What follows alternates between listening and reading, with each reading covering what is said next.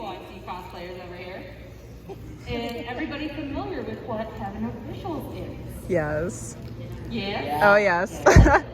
Okay, just in case there's anybody that doesn't know, so Heaven Officials Blessing is the very first Chinese animation that's been done by Funimation Studios.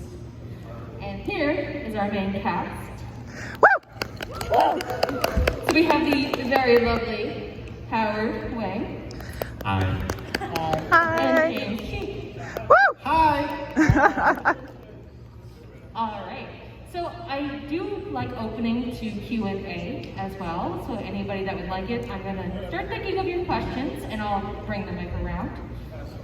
But kind of to get the standard questions out of the way, why don't you tell us how you were cast? Sure. Hi, I'm Howard. Alien. Heaven Officials. Hi, Mike. I don't. Oh, yeah. I have a voice. Yeah. So I got cast. Essentially, just kind of like any other role. The auditions came in, and I just did it, sent it, and but unlike other stuff, they had a very particular callback process where they had people do callbacks and they had like notes. And they were like very specific. And I did my callback, and I remember one note specifically was like, "Oh, like don't put on a voice." I'm like, "Shaylene's just me, but tired. Dude. Like, I don't have to do anything." So yeah, and then that was from there. That's just pretty straightforward. There's just I guess the other difference thing here is the Chinese client is the one who decided who would get cast. Interesting. So if you don't like it, well, that's against the will of the Chinese creators. Anyway. Yeah, that's how it works for me. Okay, my story is kind of the same. You know, we got auditions, we auditioned for them, and then the callbacks came back, which is a unique thing in ADR that normally doesn't happen. I don't remember any of the specific like notes for Hua Chang. I do remember asking if they really wanted me to audition for Hua Chang, because I don't think I should be him, but I am, so here we are. But if anyone, I thought Shaylene I had the best shot for. And so when I was given the sides, they had Hua Chang and they had Shaylene on them, and I was like, "Are you sure? You sure you don't want me to do this other guy? He seems like I understand him more." And now I'm here. I could have sworn I would, because Fu Yao was another one. I was like, yeah. Oh, it's I so like good. Yeah, Hua Chang was just way too cool for me. Like, me and Sexy have never been in the same room. I feel that. And so it's like, oh, I'm the hot one? I've finally been on a trend where I just play like the soft boy. Yeah. And I'm like, great, I don't have to do anything. Just talk. I just put my voice in my chest. Yeah. And then I pretend to flirt with you. Pretend. You're a married man. We don't do this in public. Acting. I love this. Sorry. So I do want to, before we go to questions, I do want to remind everybody that do not ask questions from books that have not been released in English yet. We don't want any spoilers. And try to keep it to the animation, so that way we know everybody has seen it, if they haven't gotten to the book yet. All right, one last question for me, and then I'm going to open it up to all of you. The classic question: how did you get into voice acting? My how did I get into voice acting story is a little weird. So I mean, like a lot of people, like I loved anime, video games, and cartoons growing up, and I finally realized that there are real people doing these voices. Yeah, I kind of did it as a hobby in like high school, and then I actively chose not to pursue it when I went to college, and I got my degree in game design, video game development, which is what I also do. And you know, life's weird, and my wife, girlfriend at the time, now wife, she's also a voice actor, Amberly Connors, if you know who that is. She, you know, we were together. She was moving to Texas. I was like, okay, I'll help you out. I'll help you move in the summer. I got nothing to do. So I helped her move, and she was starting to work at Funimation. And you know, people we had met were like, hey, do you do voiceover? I'm just like, I dabble, you know, here and there. And then like that was, I guess, enough for them to try me out, and I guess the rest is kind of history from there. Weirdly enough, I pulled away from voiceover again when I moved to LA. I actually moved to LA to work at Riot Games. Very cool. I helped ship Valorant. I thought I was sort of out of the game at that point. But then pandemic hit, and then remote work for voiceover was a big possibility. And so I was like, oh, I guess I'll do more VO again. And now here we are. It's a real winding road for me, but yeah. So the short answer for me is I worked hard and got very lucky. That's it. The long answer is like it's just I was in high school. Because growing up I never considered acting as a thing, as a sort of a possibility of what I would go into, but I was watching the English commentary track for the movie Conquer of Shambhala, the Full Metal Alchemist movie, and it was interesting because the directors, Mike McFarland and Colin Klinkenbeard, rather than just sort of talking over the movie the whole time, they were doing these micro interviews with everyone who worked on the show. And I was listening to it because I'd watched the movie I don't know how many times at that point, and I was like, wow, these people sound cool. I want to work with them. And then just like a light switch just went on in my brain, and so then like 10 years later I started actually working towards it. And then it was just sort of a slow process of learning how to act, and then learning how to act well, and then you know, meeting the right people and getting lucky and getting on the right like rosters and things like that. So yeah, that's me. Awesome. So, who out there has a question? I figured it was going to be the cosplayer.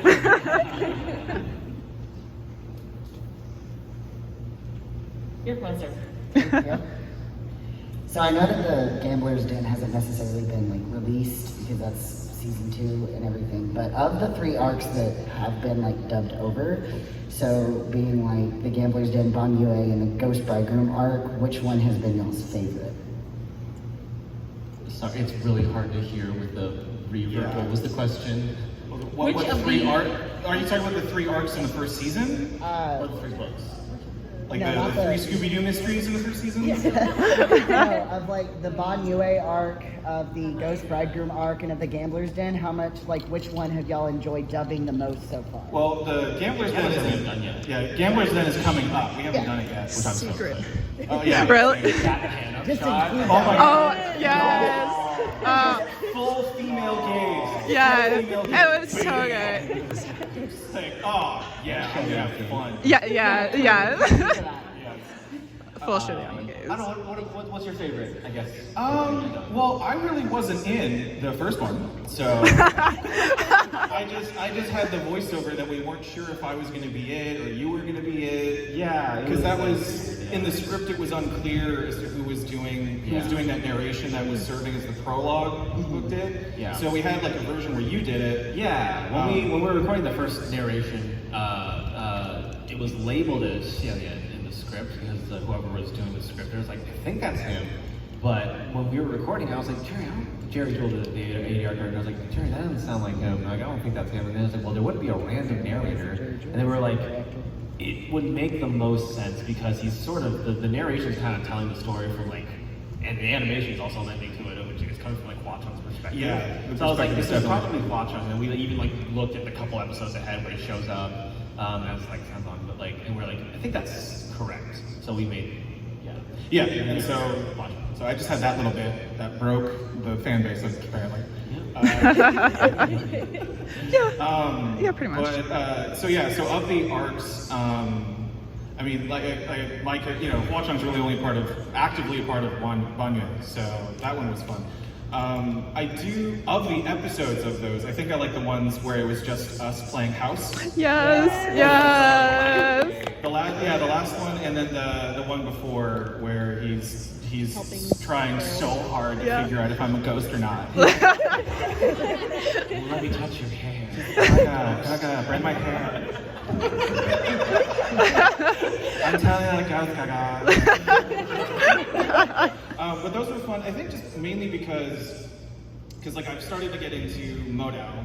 I've been watching the Untamed, and I've been watching the Donghua.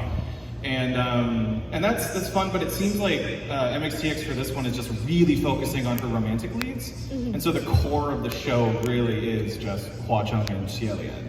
And so I think that's when the story really shines, is when we're just staring at each other's eyes. Like if you're like the last episode, if you write it down on paper, it's just like, I don't know, Xie Lian and Hua Cheng just like talk a little bit, Bangya shows up, she's in a jar. In a pickle jar. Yeah. It's like, it doesn't sound like it'd be super like appealing, but it's some of the best moments just come from just them talking to each other. Yeah, I need to get best made pickle jar for Emmy, yeah. Because I need to, because I run into her every so often, so I'm like, I need to get you a pickle jar. Get a jar. Sure. She's small enough; she could fit in. Yeah. Totally good. But yeah, I hope that answers your So question. I hope that answers the question. Oh my god. This is my panel. Mine. I'm pretty sure everybody will just let you guys talk. I don't think Oh anybody's yeah, gonna yeah. stop. You can Pretty just much. keep going and talk about how amazing. All of it was great. I think the Ghost Bride one was really fun because I had really fun memories of it because it was, the beginning and like me still stepping into the character and figuring him out. I love a good cross-dressing time. It's always fun. It's not a party, but some guy gets with it. But yeah, I think that one has the first arc has the best time for me, just because it's when we really see the whole show come together.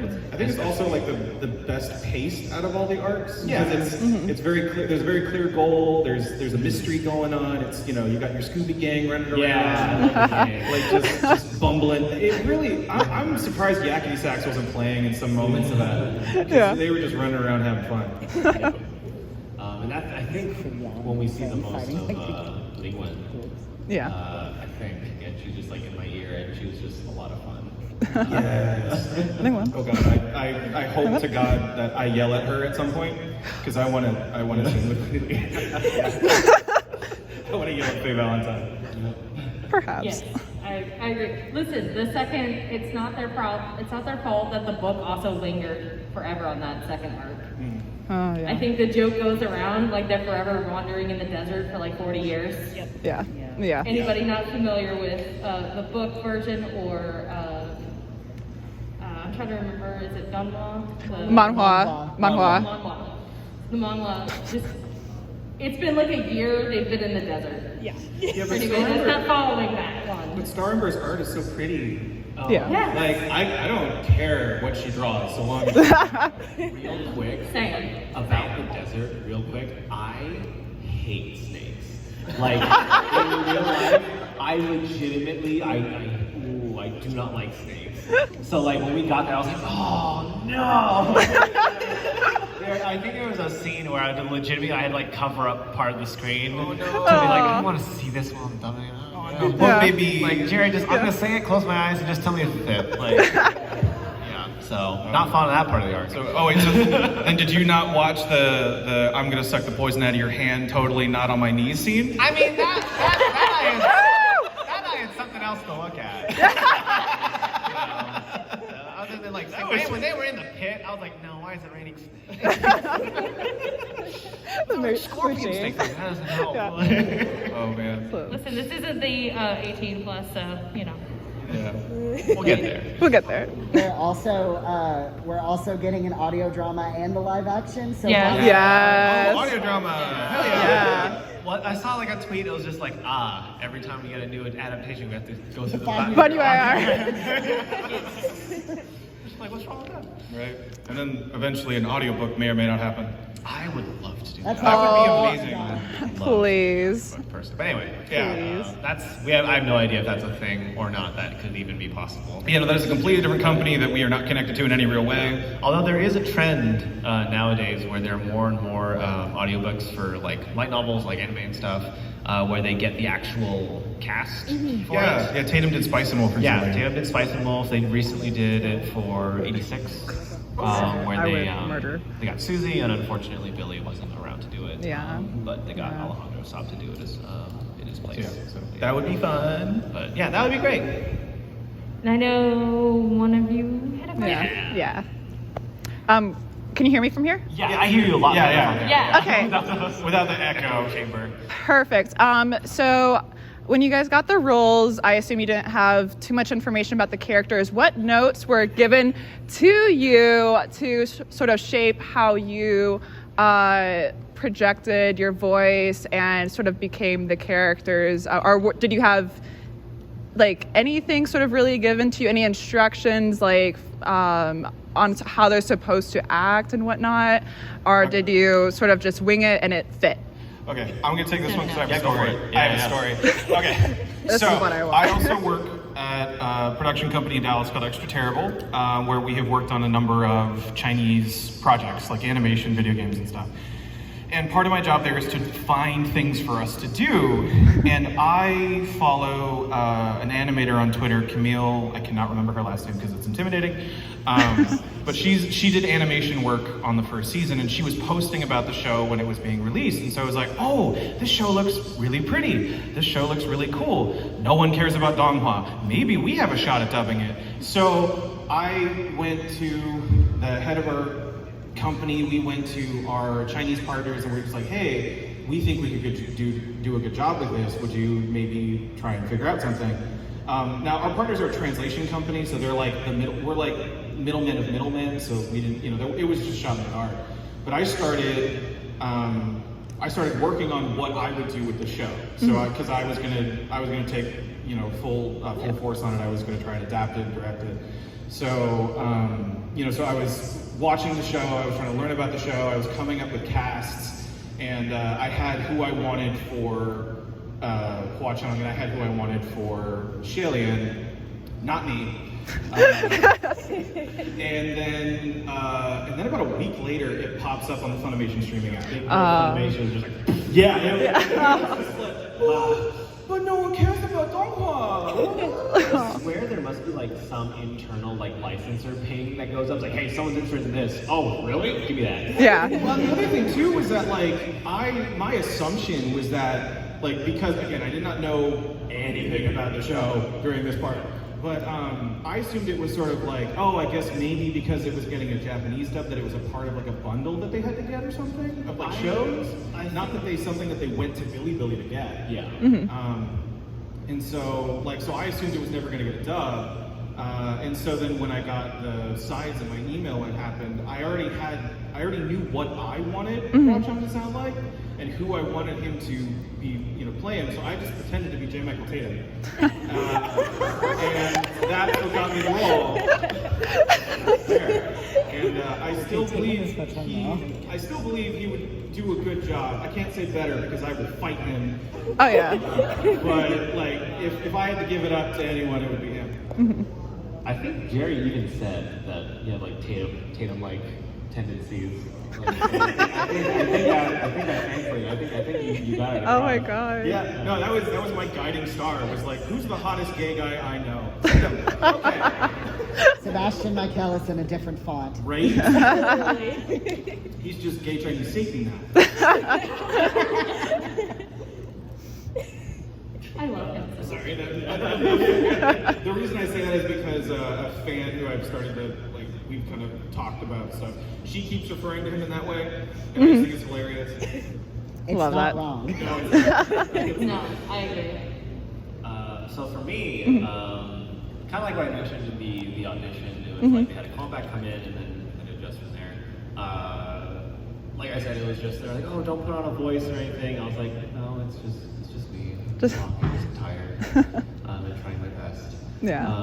And that was it was like one of the notes that was in the callback was to make sure not to make him it's like he has this softness to him, but make sure he doesn't come off as like weak or like not in control. Because he knows what he's doing. He's like he's never too overly flustered to the point where he's not in control of the situation.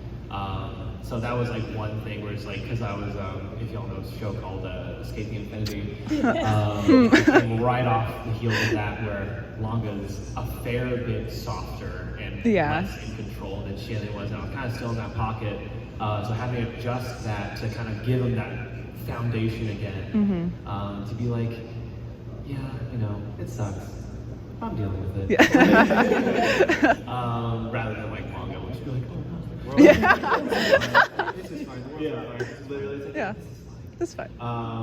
So yeah, that was the main thing, and like I think some notes that Jerry had when we were starting the show was like, oh, make sure you don't get too whispery. I'm like, yeah, fair, okay. Yeah. So just giving him a little bit of that support. Still tired, but that support to give him that feel of like, I'm doing my best. Yeah. I thought it was funny that like he had notes for you, but I just went in there and did it, and then he was like, cool, and then we moved on. I mean, that was, I think it was mainly because like the notes came from like the Chinese client. So Jerry made sure that like absolutely make sure this comes off correctly and properly. Like in the beginning, we really wanted to make sure it's like, okay, how did the Chinese do it?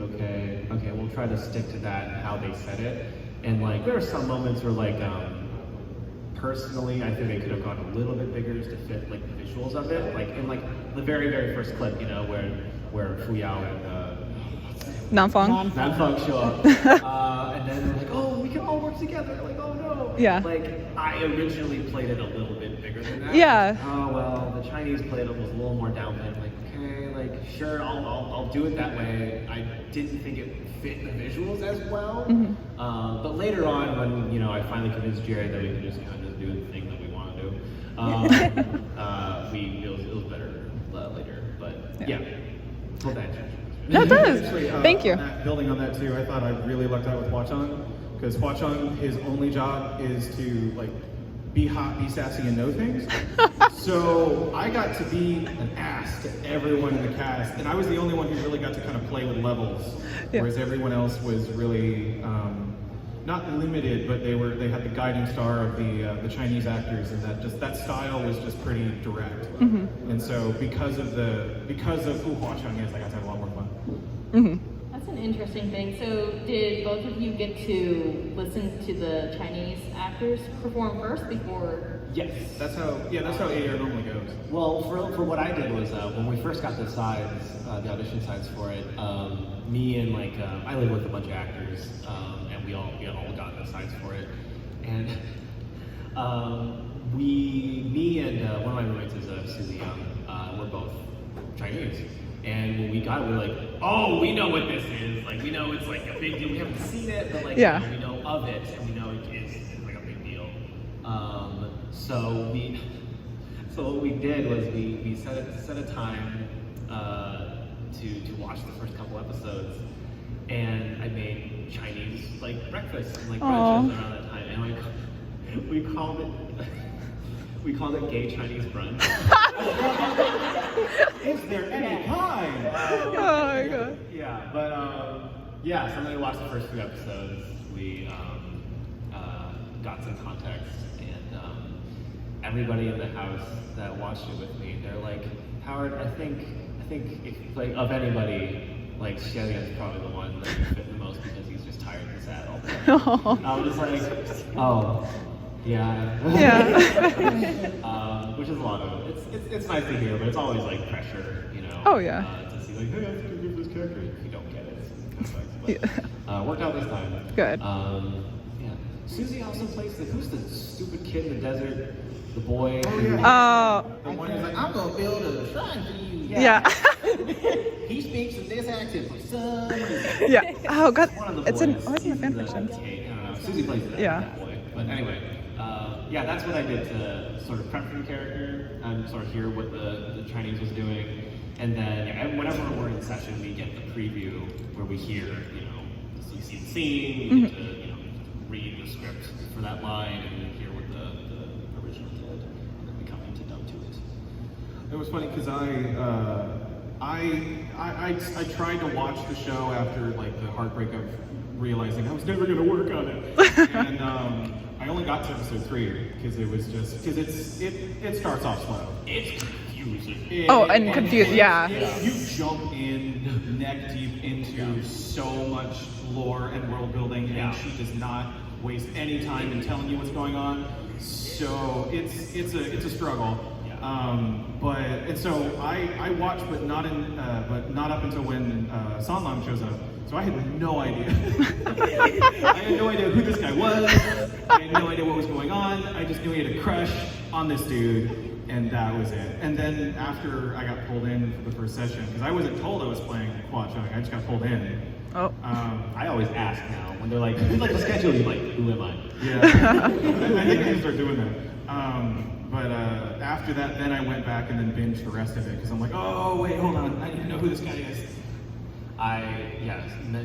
The people who were all on that brunch, I thought I was stupid when I was watching. I was like, I don't understand anything that's going on. And then after we were done watching the first couple episodes, I was like, did y'all understand what was happening? Like, no, I was so lost. I'm like, thank God. I had no idea what was happening. So I think this is just her writing style. Yeah. But Yeah. it didn't make sense to me until I re-experienced it reading the books. Exactly. Yes. And then same with Mode Out. I didn't understand anything in the Untamed, and then when I started watching it alongside the Donghua, then I'm like, oh, I know what's going on now. Yeah. Okay. It's some foreshadowing. It took me a moment to realize we're at towards the end of Xilian's journey, really, because he's done so much prior for 800 years or whatever, and it's understanding that allowed me to get the feeling of why they made okay, he's not weak, he stays in control because he has so much experience, he's lived through so much that that makes a lot of sense. But the thing about that, so you say you watched the whole show. I specifically, after a certain point, I think around episode 4 or 5, I got the sense I was okay, well, Xilian, he's not the driving force of the events. Stuff is sort of just happening to him, and he's just dealing with it and working with it as best he can. So I actually consciously chose to not watch ahead after that point because I was just I want to experience things as he experiences it, just so it can lend to performance and live in the moment. And then there's that. I think I mentioned this earlier to some people, but there was the part where Sanlam jumps in the pit, and Xilian is very sad. And I didn't know that was gonna happen, so that that's time, amazing. I was oh shoot, I'm living in it. So the one time, Xilian really yells out the pit, I was that came from a wild place. Oh. I think that's a really good way to do it too. Yeah. It's funny too because Hua Chang was the exact opposite. He knows exactly what's going on. So I was gonna say, it was funny because I didn't start realizing that really until I started reading the books. Because especially in the second book, he just kind of shows up and he's like, by the way, here's what's happening. And oh, okay, and so after that, I was oh yeah, okay, so he knows everything. He has all the end games planned out. I may not know, but this character does. So I have to learn this because I can't be surprised. I can't be I can't be really shocked by anything in the show. So I've got to learn. Spoiler: he's read the books. Yeah. Watch out. He has. He's just Watch out, read the updated. books. Yes, He literally. knows what's happening in chapter 47. Another question? Purple hair.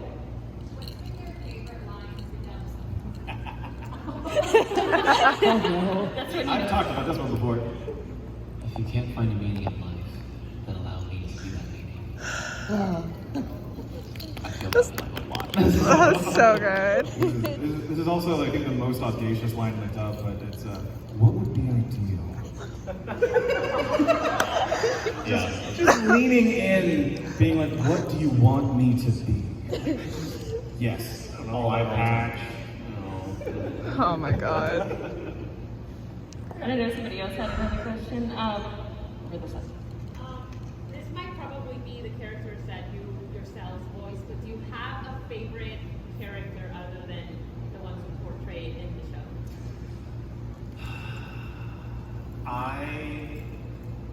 Lingwen became one of my favorite characters when we saw her all tired. I was just like, oh, she's not just like Siri, like she's she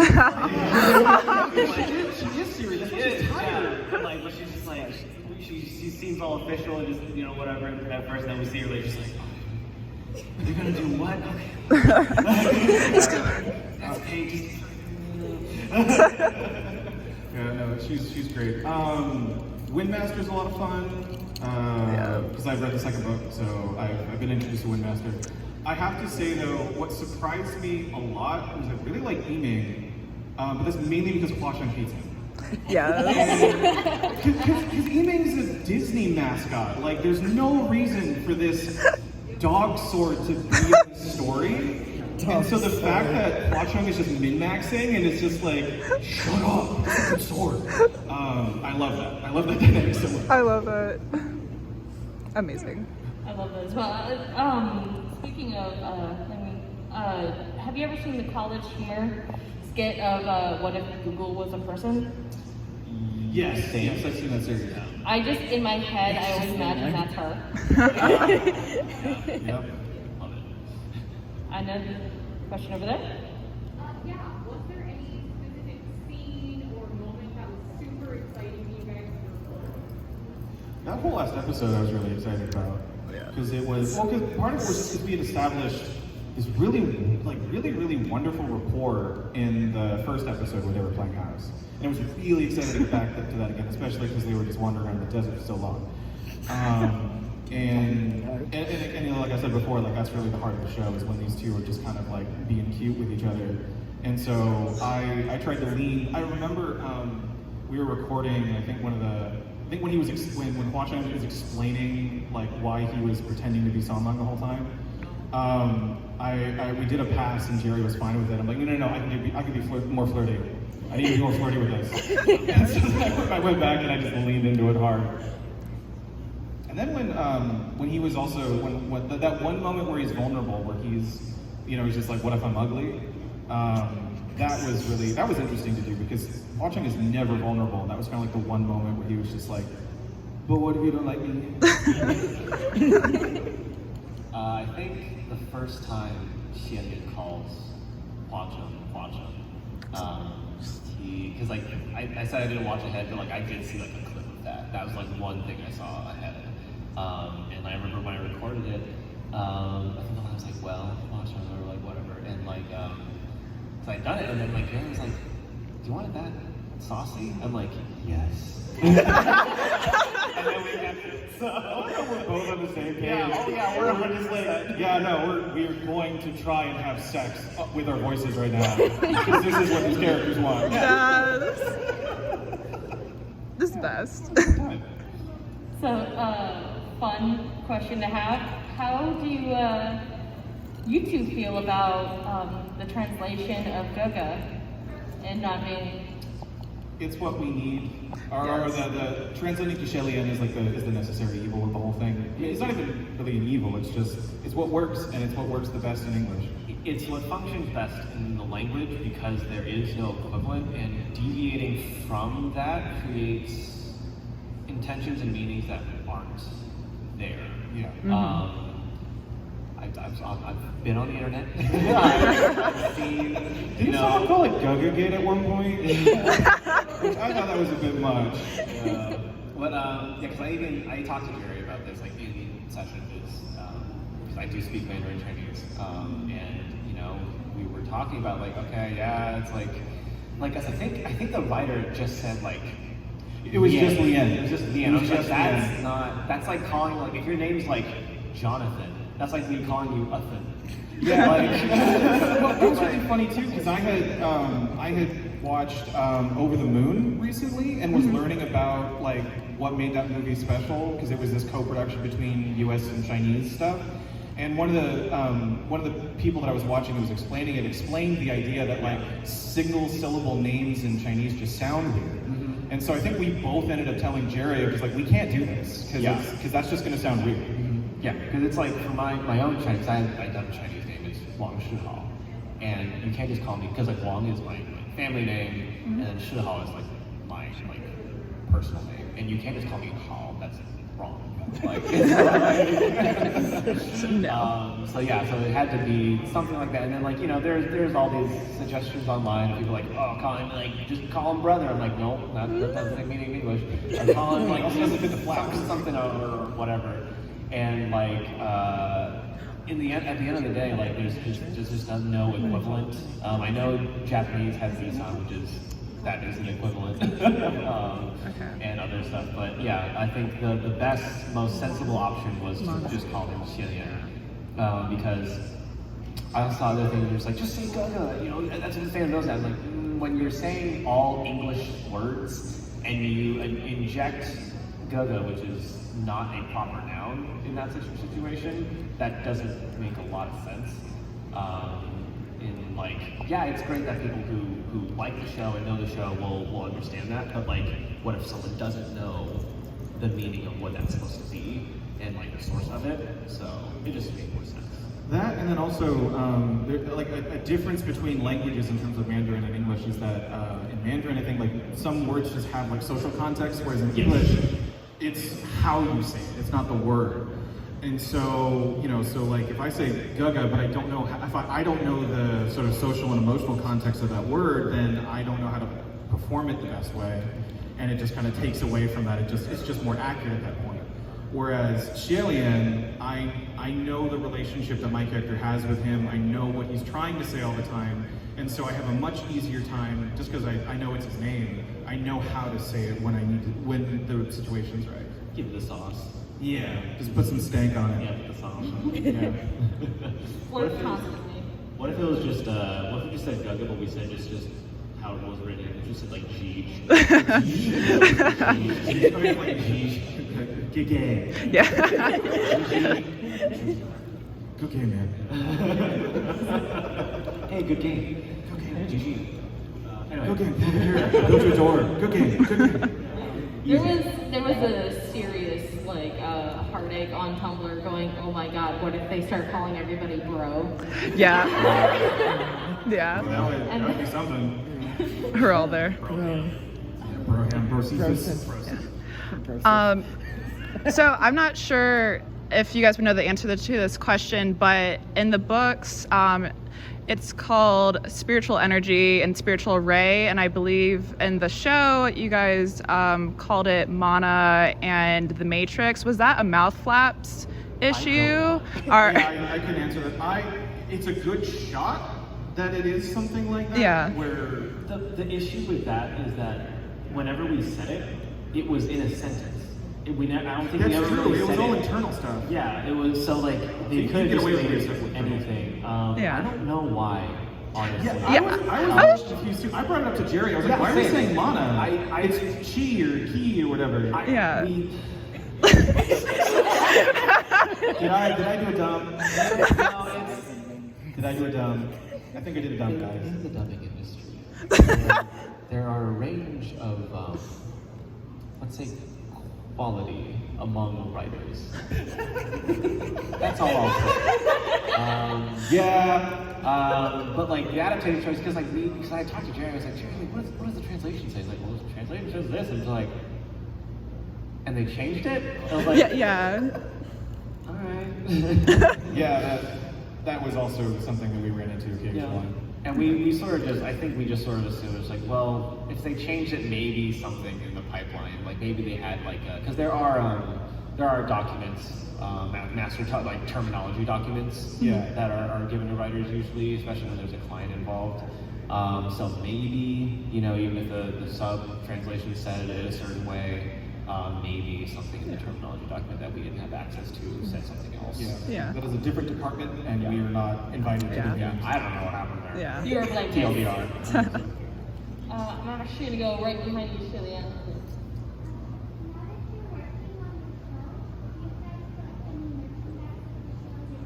I I've been I trying. have, yeah. I've been trying. I ordered that the chibi display. Oh, I just got one. Yeah. Well, so here I ordered it Yes. last year, and they keep they keep Same. pushing back. Yeah. Same. Yeah. So they keep on getting delayed. Yeah. So I want it so bad. I want my baby. I have 2 of the chibi display ones so far. Yes. The one where he's like the chili jumping in, when he hooks onto How the did you little find frame. those? I want them so bad. Ami. Oh, I tried to navigate it. I couldn't. You have to jump on it or else it's just gone. Like Yeah. the order's closed so quickly.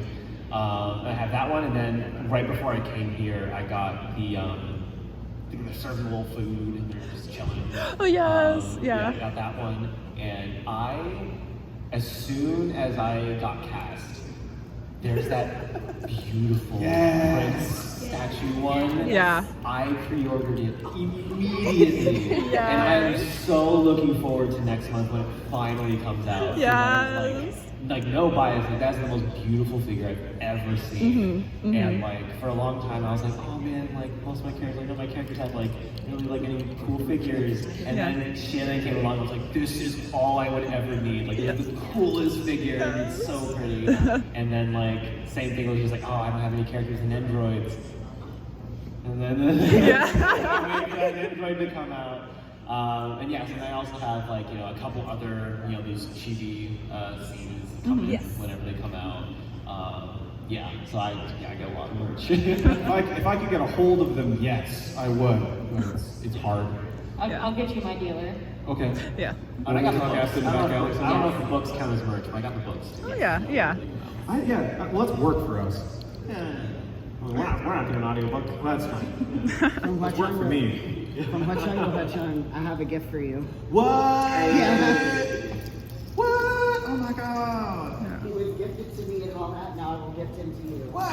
Oh my god. Uh, Oh, it's the water dude. It's the man who owes you money. Yeah. That is this asshole. The man is permanent debt. Nice. I have him in a jar, so I know where he is. So where he belongs. Yeah. Emmy, she is a big fan of Heaven Official's Blessing. Yep. And she made like a little, even before she was in the show as Banya, she made like a little charm of like acrylic charm of like but as like a ferret. Yeah. Yeah. She sent me that. And I was like, oh, that's so cute. I had a class with her with Andrew Troye shortly after the show. Like we were announced and everything was going on, and I didn't know because it was an online thing. And so then we were in a break, and she goes, James, and then she pulls up this I think it was like a I don't know if it was like a plushie or if it was like a drum case cover or something, but it was Fox Watch on. Yeah. I was like, yeah, that's me. I love all the merch. It's great. It's so good. Guy and Fox Papa. Yeah. There we go. I check like the site like Ami like every so Have you often. seen the guy who's doing all the Fox Watch on in like different pictures around the world? No. No. It's so cute. It's like San Lung Fafa is his Twitter handle, and he's just, he did like I don't know if it's he, but it's but they put out like a call for photos of just like, hey, quarantine. It sucks. Why don't you guys take pictures of where you guys live, and I'll draw this tiny little cute little watch on him. And he's got up to like 40 right now, and they're just the most adorable thing ever. Aww. I wonder if there's any questions on this side first. All right, Chilean. Unrelated to Heaven Officials, but with y'all reading, or one of you reading Modal and being into Modal, who would you want to be casted as if y'all had the chance to dub Modal? Oh God, Purple Man. What's his name? Yeah.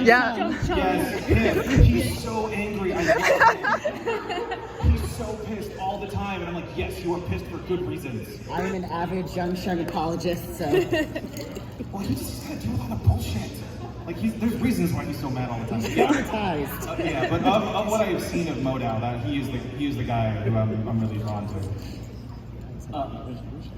So I haven't seen it, but I've seen I've seen like the art and like I've seen the characters, and like I had a thought, I was like, oh, what if they ever dub these? And I had a thought, I was like, I wouldn't want to be any of the main cast because from like the from a fan standpoint, because there's a lot of crossover between like people who like all the different series. I would just not want to be like, oh, this person also played by Howard, like, and now it's just like, oh, that just reminds me of shit. Like, I would rather just have that character be their own character, and if that means I don't get to be in it, or I don't like take myself out of it, I'd much rather have that, just so it's like as a fan across the board experience, nothing is sort of intruding on another. Yeah, I think that's. I also agree with that point. I think one of the reasons why I was drawn to Lanchan. Wait, no, what's Zhang I'm sorry. Shang. What? Zhang Shang. Zhang Shang, yeah. That guy. JC, just say JC. JC. I'll tell you that. Yeah, it's because he's just like so antithetical to anything I get cast as. Because because like I'm starting to realize like I get cast as like sassy assholes and flamboyant people, sassholes, and this guy is just like he's really really earnest, and he's been hurt really really bad, and so he's just taking it out on everyone around him. I'm like, oh, that would be really fun to play, but it is one of those things where it's like, if it's going to take away from the presenting it in the best way, then I don't want to be part of it. Absolutely. Any other questions? Because if not, I'm going to start asking my random questions. Completely random, but how do you guys feel about Pei Ming? What are your opinions on him? I don't remember enough about Pei Ming. Remind me who that is again. From the Banyue arc, Pei Su, Oh wait, the no, one, he's the guy who's supposed to be Ajo, right? Yes? No? Am I wrong? He's like one of Ling Wen's friends. He's kind of a slut. Oh wait, no, he's talked about in the second book, Yeah, right? he's the one who like slept with all the women. Right, yeah, he's got the story. Yeah. He doesn't know who he exists yet because he hasn't been in the show yet. I'm sorry. And I don't have an opinion on him as much just because he's just kind of like talked about as like, oh yeah, that tramp. Yeah. So I don't. This guy. Yeah, I don't have a strong opinion about him yet, other than just Aaron Campbell's dude. Okay. oh wait, he's I love Yeah. No, I know. It's not him in the desert, right? Correct. Yeah, That's no. Little Pei. That's Little Pei. Yeah, Pei Jr. Yeah. He's senior. That's senior guy. Oh yeah. Okay, now I remember. Yeah. Senior's a slut. I like Aaron Campbell's voice. I mean, Aaron Campbell's pretty cool. Like he had like that whole the whole like story where he stepped in crazy was like, I was like, is this bad? Is this problematic? Because the blame is all on her, but she's doing some really crazy things. I don't know how to feel about this. There's just like a fandom opinion that nobody ships Julianne more than Pei Ming. Oh. Like he's her biggest supporter. He is the captain of the ship. That is Yeah. But yes. All right. So, given that, however, you have like kind of limited knowledge, you only see where the animation is, and James, you've read the books. Mm-hmm. What has been released so far? Not the fan translations. Okay.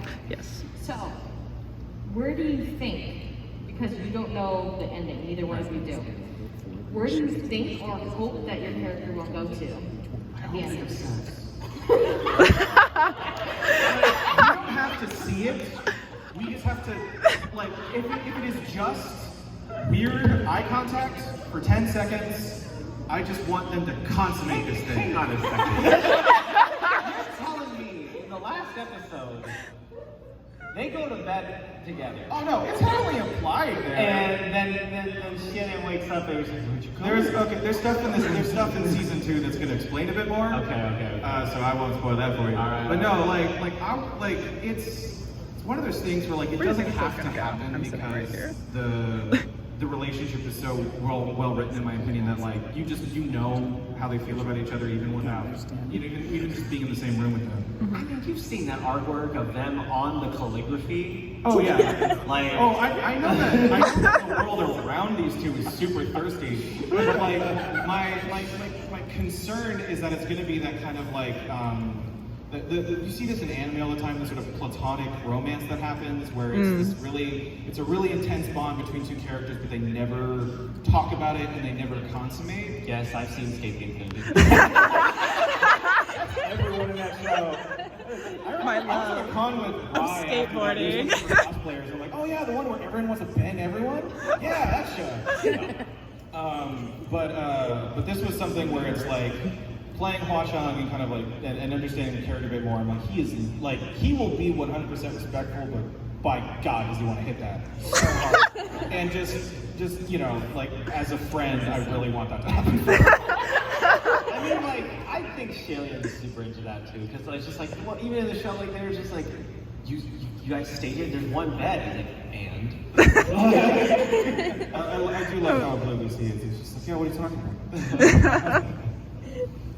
Like, I love that so much. You went there. Like, you're immediately like, no, this is it. Yeah. This is where I wanted to go. No, it's just the natural conclusion to this interaction. Yes. So, I know that, especially the cosplayers here, a lot of us are very active in the Heaven Officials fandom. And I know that there's a couple of fans that are kind of well known. I did see on YouTube that the two of you got interviewed by Victor. With Victor, Yeah. I expected that to be so much more unhinged and chaotic than it was. She was so professional. Yeah, Like, she was definitely like, okay, I'm talking to these guys, we're gonna be professional here. But it was really pleasant. Yeah, I really enjoyed that. Aw. Have there been any other fan interactions, either in person or online, that you like to talk about? The comments about, oh my God, Shalian's voice actor actually speaks Mandarin. I'm just like, that's always fun. I do love seeing the oh my God, he's so hot stuff. Again, I don't consider myself that, and so it's really funny to see. I thought it was really funny when people clipped that one scene. Bless Wendy Lee. I know Mandarin's very hard. But she was like, oh look, it's Xuan Zhen. And I was like, you know Xuan Zhen? Oh yeah. She really stressed that one. I was like, Suway Nujin. Or whatever. But yeah, that was a really fun thing that people were talking about. Yeah, she was also one of the first people to record, so I think a lot of because you're not the only one on the cast who can speak Mandarin. Yeah. And so there's been other people who've like helped out other people in pronunciations and stuff. Emmy Can, Susie Yeah. Can. And so Wendy, I think, was like one of the first people cast. So I think she was kind of going in blind. I think of the initial cast, I'm the only one. I'm trying to think who else. I think of the initial cast, but as it has gone on, there's been a lot more Mandarin speakers in the show. I think I remember me and Susie talking about it. But